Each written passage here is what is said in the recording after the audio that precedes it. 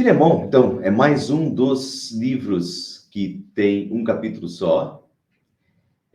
Nesses casos, quando só tem um capítulo, a gente não fala capítulo, né? A gente só fala versículo. Então, no caso, vai ser assim, Filemão 22.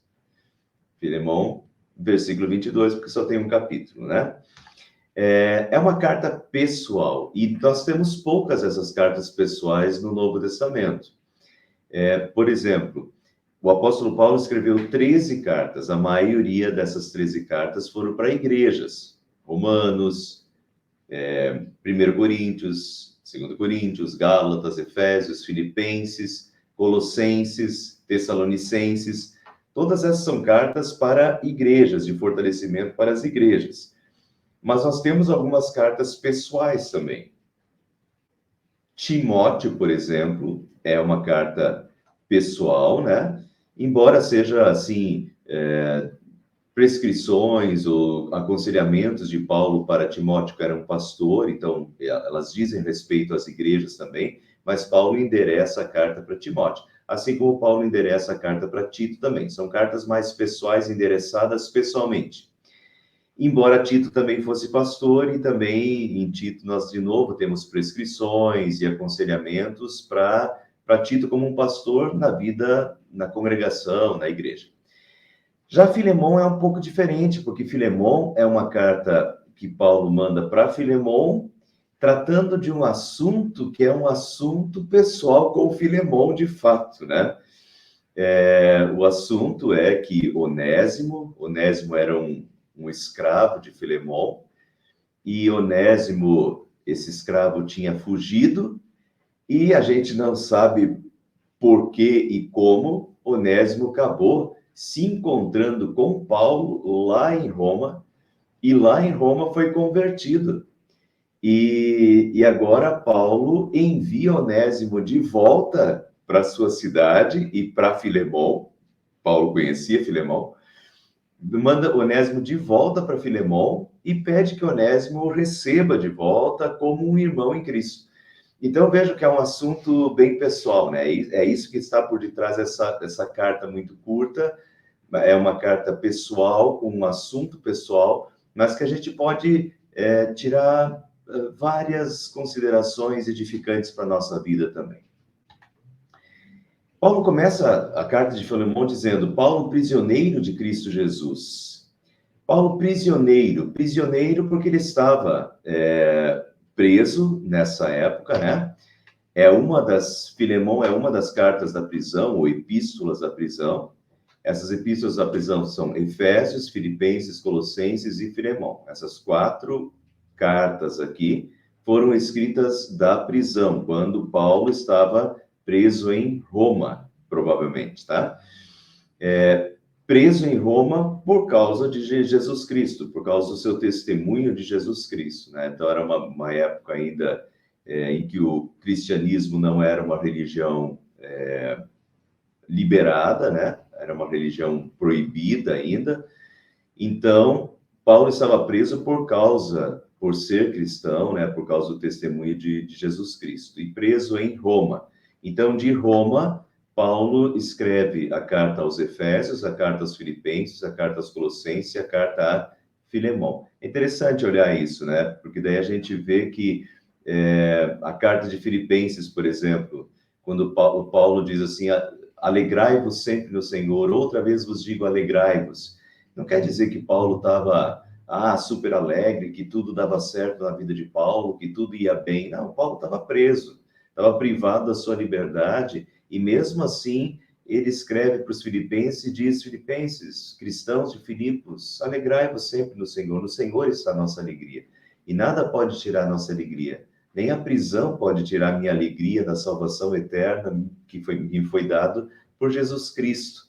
Né? Uma alegria e uma paz espiritual e íntima que nem a prisão pode tirar de Paulo. Então, é interessante a gente olhar de onde Paulo está escrevendo, né? Ele escreveu essas 4 cartas, então, da prisão em Roma.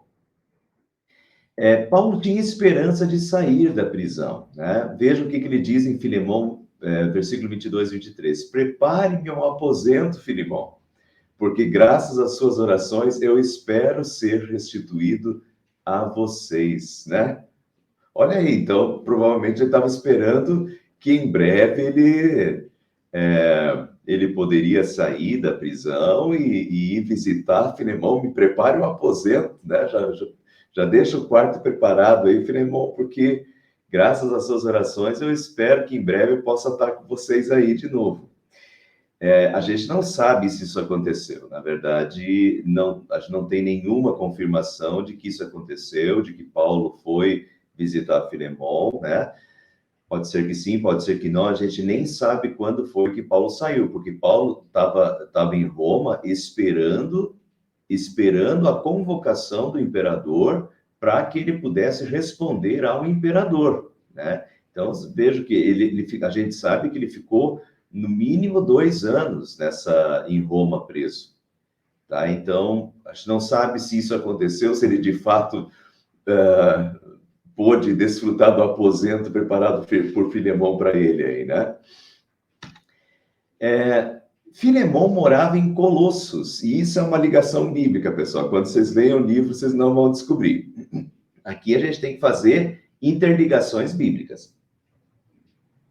Por que eu estou dizendo para vocês que Filemão morava em Colossos? Aí nós temos que fazer uma junção. Vamos lá. Em Filemão, versículo 10, Paulo está apelando a Filemão, porque Onésimo é um escravo de Filemão, um escravo que Paulo está mandando de volta, né? Com uma carta, que é essa carta a Filemão.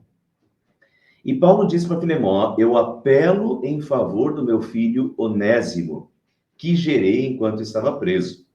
Que gerei enquanto estava preso não quer dizer que ele teve um filho enquanto estava preso, né? Onésimo era um escravo que tinha fugido de Filemão e, de alguma forma, se encontrou com Paulo em Roma, e Paulo preso em Roma, e mesmo assim, Onésimo foi convertido.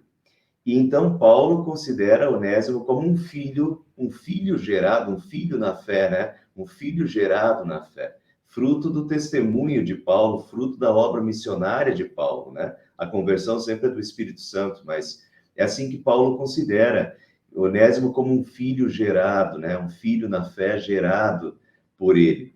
Então, que gerei enquanto estava preso. Mas então vejam que a questão é Onésimo, né? O Onésimo é o escravo fugitivo que agora está sendo enviado de volta com essa carta de Filemão. E daí por que a gente fala que Filemão morava em Colossos? Porque vejam a carta de Paulo aos Colossenses. Em Colossenses, capítulo 4, versículo 9, diz assim: ele, Tíquico, porque Paulo estava falando de Tíquico, ele, Tíquico, irá com Onésimo, fiel e amado irmão, que é um de vocês. Eles irão contar-lhes tudo o que está acontecendo aqui. E Colossenses também é uma carta da prisão, escrita da prisão. Então, Paulo está dizendo que Tíquico e Onésimo, Tíquico irá com Onésimo, fiel e amado irmão, que é um de vocês. Então, Onésimo era um morador de Colossos, né? Um colossense. Então, assim a gente sabe que, na verdade, Filemão morava também em Colossos, né? E Onésimo também vinha de Colossos. Aí a gente consegue fazer um pouquinho de junções aí entre o livro de Filemão e o livro de Colossenses, tá?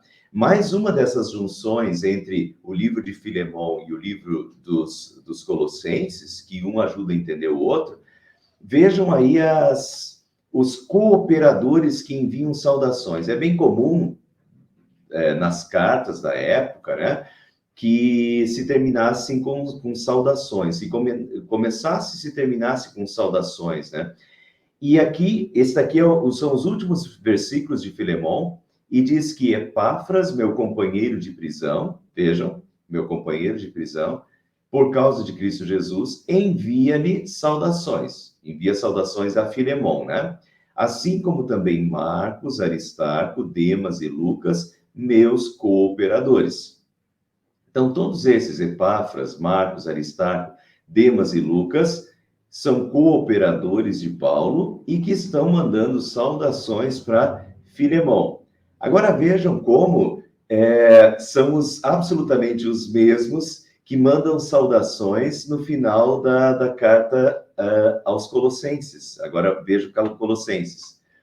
Aristarco, meu companheiro, aqui está Colossenses 4, 10 e 15, ó. Aristarco, meu companheiro de prisão, envia-lhe saudações, agora aos Colossenses. Bem como Marcos, primo de Barnabé, Epáfras, que é um de vocês, então provavelmente Epáfras também era um colossense. Epáfras, que é um de vocês e servo de Cristo, envia saudações. Ele está sempre batalhando por vocês em oração, para que, como pessoas maduras e plenamente convictas, continuem firmes em toda a vontade de Deus. Lucas, o médico amado, e Demas enviam saudações.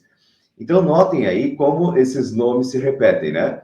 Aristarco, Marcos, Epáfras, Lucas e Demas, em Colossenses.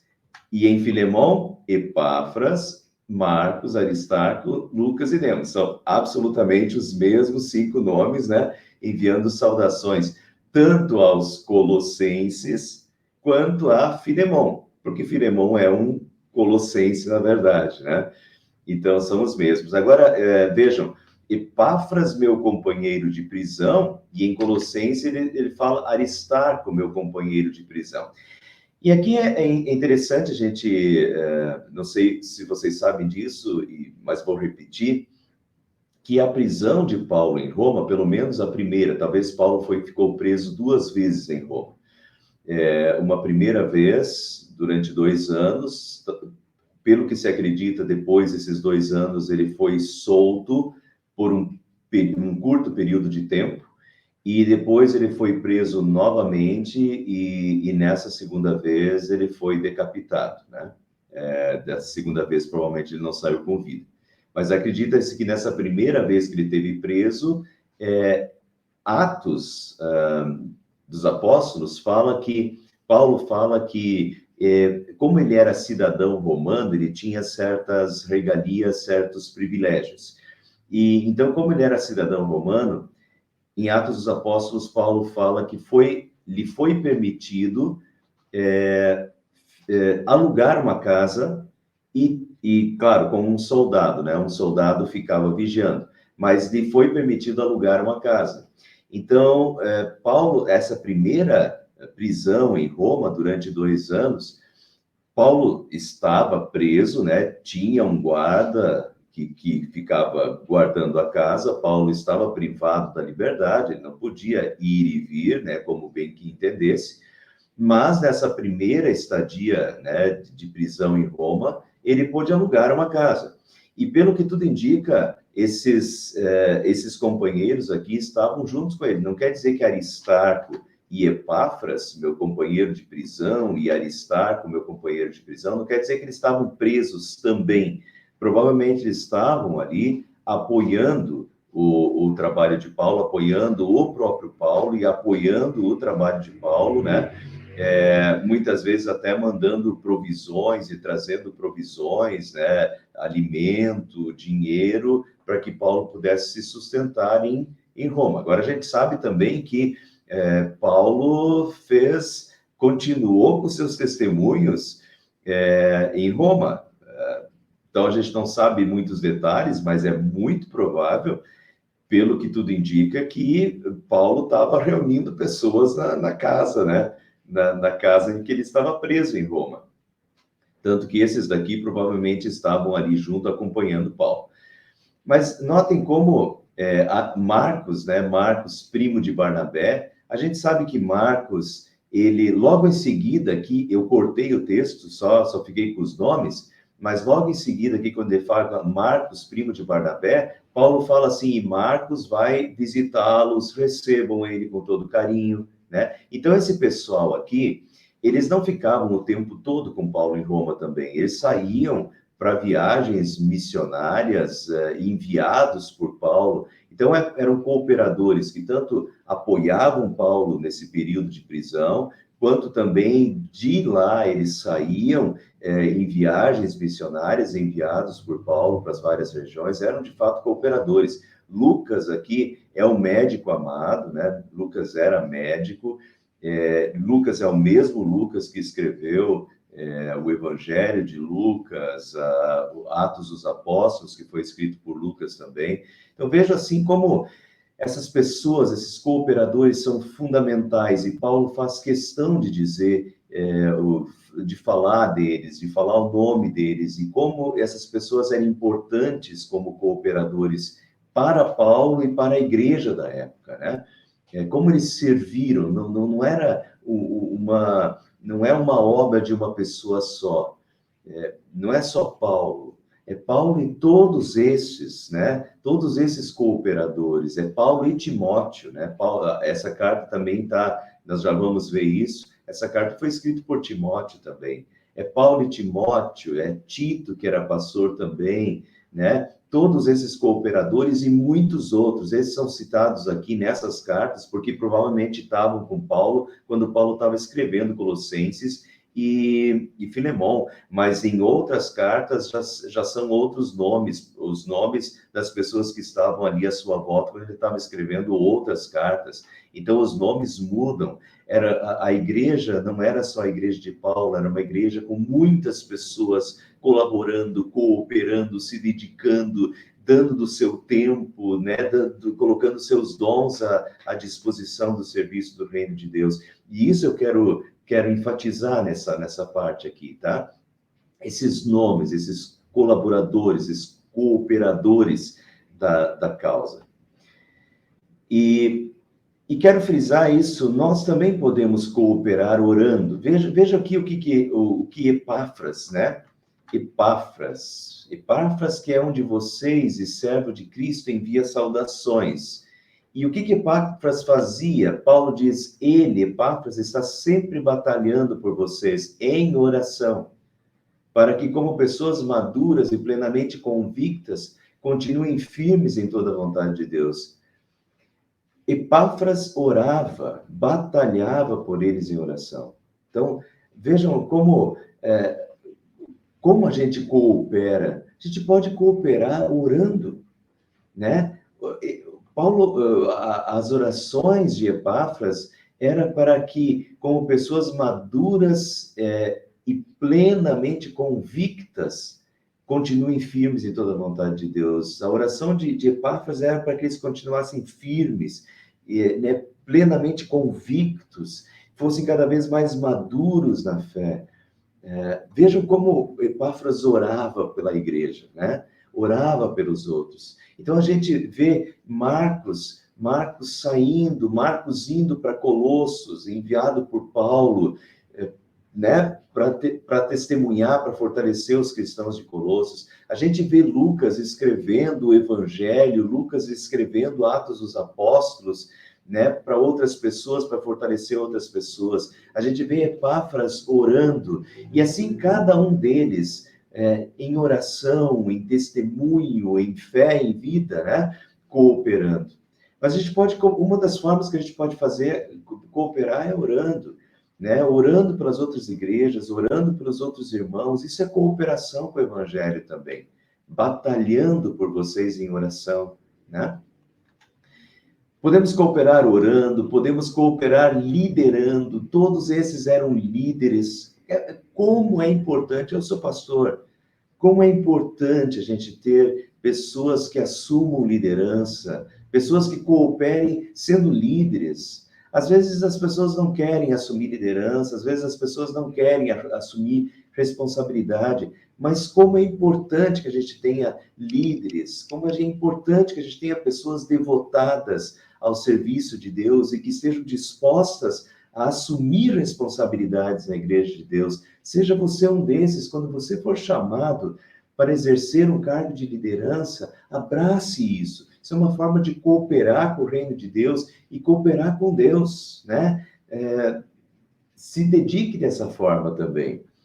Mas não é só dessa forma que nós cooperamos apoiando a liderança também, né? Às vezes eu posso não ser um líder, posso não estar encabeçando algum departamento na igreja, exercendo algum cargo de liderança. Tem pessoas até que dentro dos seus dons, a Silvia é uma delas, né? A Silvia não é necessariamente uma pessoa que vai ser cabeça e liderar um departamento, mas é aquela formiguinha que está ali disposta a tudo e servindo de todas as formas. Ela está confirmando com a cabeça aqui tudo.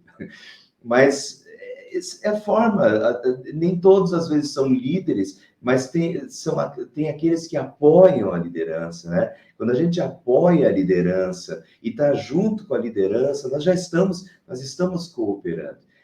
E eu sou muito grato porque eu estou numa igreja hoje cheia de pessoas aí dispostas, de líderes e de pessoas que cooperam, né? Mas como isso é importante, né? É importante assumir cargos de liderança, ser um cooperador de fato, é importante apoiar a liderança, né? Então, cooperamos orando, cooperamos liderando, cooperamos apoiando a liderança, cooperamos servindo a Deus com os nossos dons, né?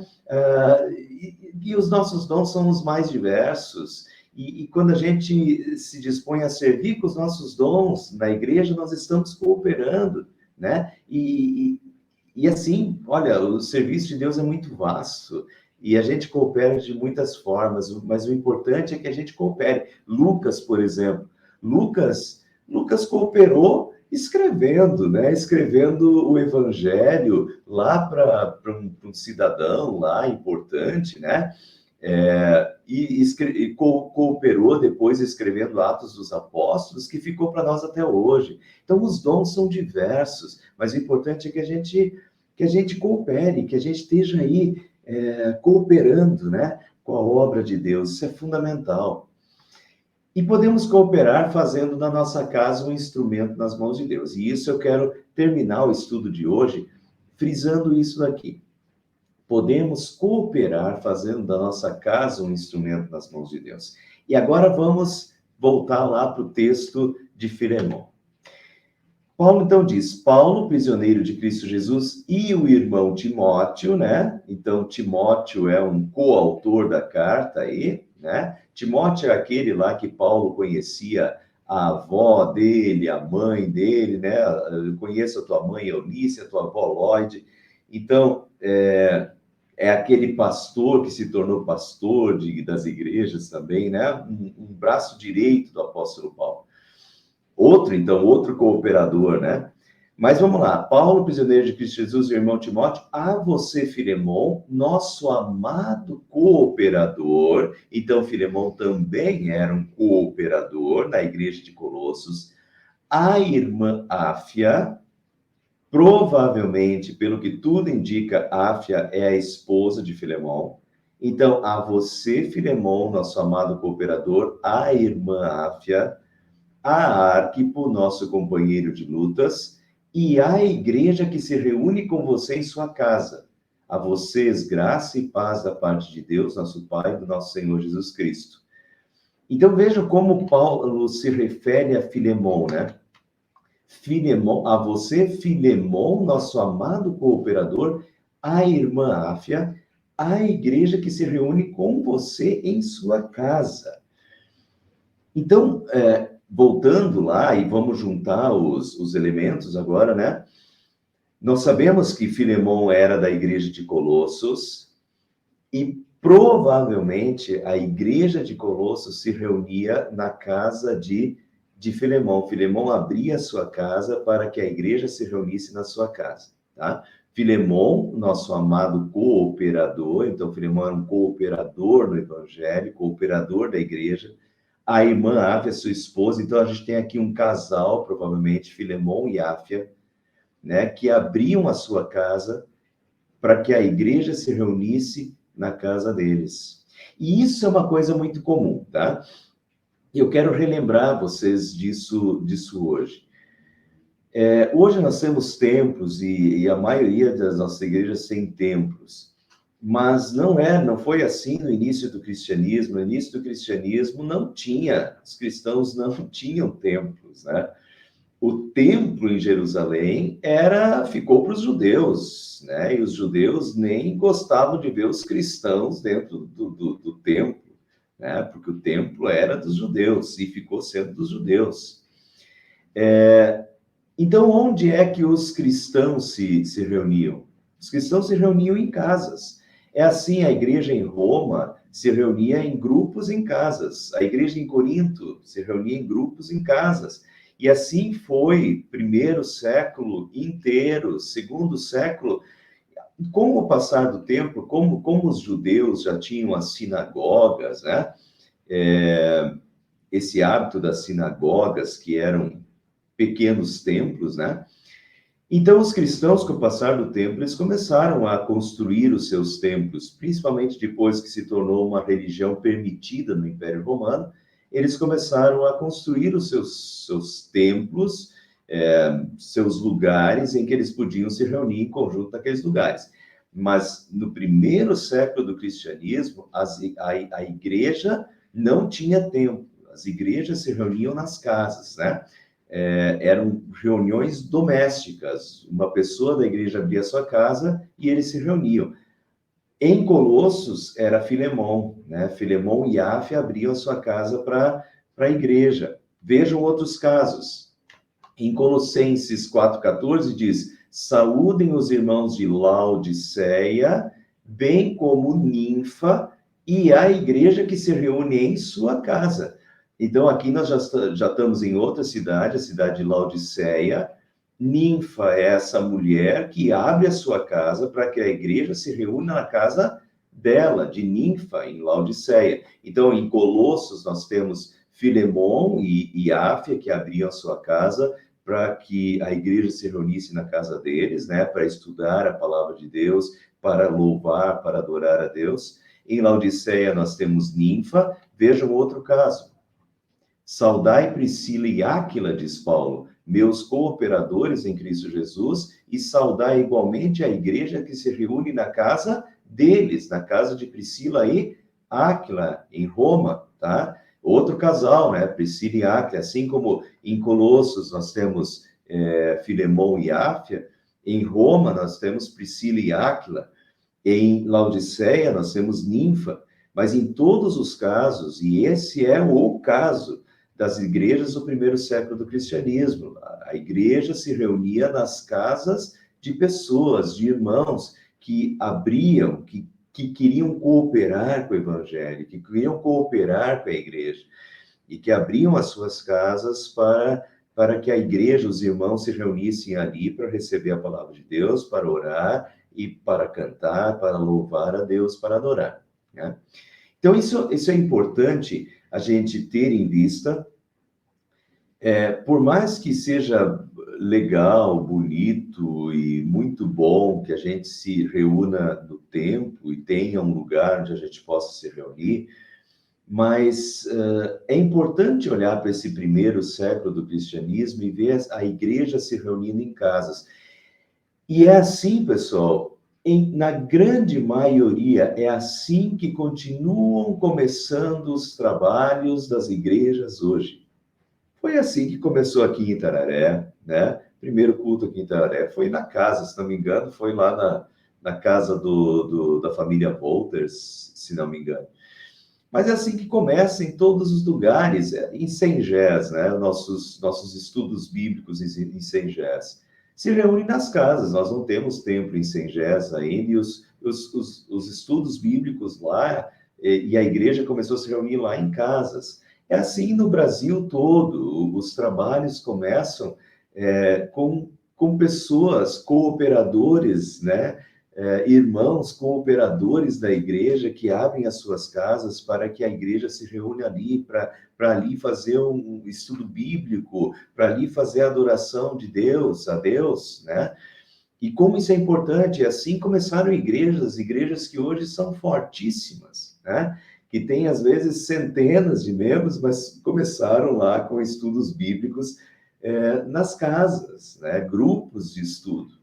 E começam com pessoas que abrem as suas casas. E eu quero terminar o estudo bíblico de hoje, dentro desse tópico aqui, incentivando vocês. Nós temos aí pessoas, talvez, do Brasil todo, né? Às vezes assistindo esse estudo hoje, pessoas de diferentes lugares do Brasil. Eu quero que vocês se enxerguem como cooperadores e que, eventualmente, podem fazer isso. Analisem com carinho. Às vezes a pessoa mora num apartamento, né? A vida em grandes cidades é assim, né? Às vezes apartamentos muito pequenos e com cada vez hoje em dia são menores os apartamentos e as salas são muito pequenas e às vezes a pessoa só tem 4 cadeiras na casa e é difícil até receber isso. Mas eu quero incentivar vocês a pensar nessa possibilidade, tá? Igrejas começaram assim, a igreja cristã começou dessa forma, e hoje ainda, grupos nas casas são uma excelente estratégia missionária. Pensem o seguinte, quando você convida uma pessoa que não tem o hábito de ir na igreja, quando você convida uma pessoa que não tem hábito de ir na igreja, para ir na igreja, tem aí um obstáculo, né? Porque está convidando ela para ir na igreja. Agora, se você convidar um amigo seu para ir na sua casa, provavelmente esse amigo até já foi na sua casa. Ou ir na sua casa não tem o mesmo obstáculo do que ir numa igreja que ele vai se encontrar com várias pessoas em um local desconhecido, com várias pessoas desconhecidas. Agora, quando uma pessoa é convidada para ir na tua casa, um amigo teu é convidado para ir na tua casa, o obstáculo já praticamente não existe. Então, vejam aí a estratégia missionária. Pense aí, pessoal aqui de Itararé, eu vou sugerir isso para o conselho aqui, o pessoal que já está aí né? Hoje, o Frei que está aí o Frei que já está assistindo, né? O Frei que é o presidente do conselho aqui. Ó, Frei, que já vai pensando, porque eu vou sugerir isso no conselho, na reunião do conselho de amanhã. Mas todos vocês que estão assistindo esse estudo bíblico, pensem nisso, né? Pensem não precisa, às vezes, ser todo mês, pode ser cada 2 meses, pode ser trimestral, né? Mas pense nisso. Às vezes a gente quer fazer alguma coisa e não sabe como. Mas pense nisso, em fazer um estudo bíblico na sua casa. Chama o pastor. Em igrejas assim que, às vezes, o pastor vai ter o maior prazer, se você convidar, pastor, eu quero fazer um estudo bíblico na minha casa, convidando os meus amigos que não têm o costume de ir na igreja, né? Que eu acho que eles não vão em igreja nenhuma, ou vão muito pouco na igreja, e eu vou convidar eles para um estudo bíblico. O senhor pode dar um estudo bíblico? Olha, em geral, os pastores vão adorar essa ideia. E às vezes tem outras igrejas, o Frei já está dizendo ótima ideia, legal, Frei. Mas, e às vezes tem igrejas que até já tem isso mais organizado, às vezes o pastor não vai, mas às vezes as igrejas já têm até estudos bíblicos prontos, ou tem líderes que vão, né? Enfim, mas pense nisso. Essa é uma estratégia. A gente marca, pensa assim, olha, pastor, eu gostaria de marcar um estudo bíblico na minha casa, e eu vou chamar. E daí, pessoal, não chame aquelas pessoas que vão toda semana na igreja, tá? Não pense só em chamar amigos da igreja. Isso às vezes acontece. Não, pense naqueles amigos que não vão muito na igreja. Aqueles amigos justamente que você quer que se cheguem mais de Deus, que tenham mais comunhão com Deus. E o momento de estudo bíblico é um momento de fortalecimento da fé, é um momento que a pessoa vai estar ouvindo a palavra de Deus, né? Então pense justamente naquelas pessoas de fora, naquelas pessoas que estão mais enfraquecidas, mais distanciadas de Deus, né? E pense, eu vou chamar esses. E vou dar dica para você, tá?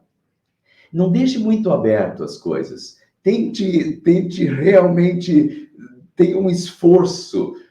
Quando você marcar o estudo bíblico na tua casa, disser, pastor, vamos marcar para tal data, eu vou convidar. Chega lá no teu amigo, na tua amiga, e diz assim, olha, eu organizei um momento na minha casa em que a gente vai O pastor vai estar lá da minha igreja, a gente vai ter ele vai fazer uma leitura bíblica, a gente vai fazer uma meditação num texto bíblico, a gente vai cantar algumas músicas e a gente vai ter um momento de oração. Vai dar ali uns 45 minutos a 1 hora, mas é super agradável e eu pensei em você porque eu quero que você esteja lá, né? E já diga, posso contar contigo?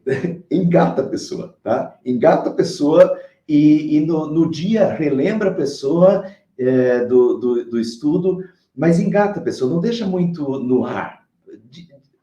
Mostre para ela que você realmente tem interesse, que você realmente pensou nela e você faz questão de que ela esteja no estudo bíblico, tá? Então, vejam, eu estou falando isso porque a igreja começou assim. No primeiro século não tinha tempo, as igrejas se reuniam nas casas e as igrejas aumentaram. E as igrejas cresceram enormemente, né? E as pessoas convidavam, as pessoas davam esse testemunho e convidavam. Então, vamos usar essa tática, né? Vamos usar aqui em Itararé, usem o Brasil inteiro, voltem nisso, vamos ser cooperadores nesse sentido, né? Como Priscila e Áquila, como Filemão e Áfia, como Ninfa e como tantos outros cooperadores que abriram as suas casas, né? E para que a igreja se reunisse, abriram as suas casas e fizeram das suas casas. Deixa eu ver aqui como é que podemos cooperar fazendo da nossa casa um instrumento nas mãos de Deus, né? Que Deus nos abençoe. Então, na semana que vem a gente continua e vamos daí para o centro do livro, e o centro do livro é esse fugitivo, né? É o Onésimo, que esse escravo que foge de Filemão, acaba, não sei por que cargas d'água, se encontrando com Paulo lá em Roma, e Colossos fica na Turquia, né? E ele foi se encontrar com Paulo lá em Roma, e foi convertido em Roma, e Paulo conhecia Filemão, que era o dono, né, dele, e manda ele de volta com uma carta de recomendação, e vamos ver o que Paulo fala, então, para Filemão, e como Paulo dirige essa carta aí, muito interessante, tem bastante coisas que a gente pode aplicar também. Então, semana que vem a gente continua Filemão e conclui Filemão,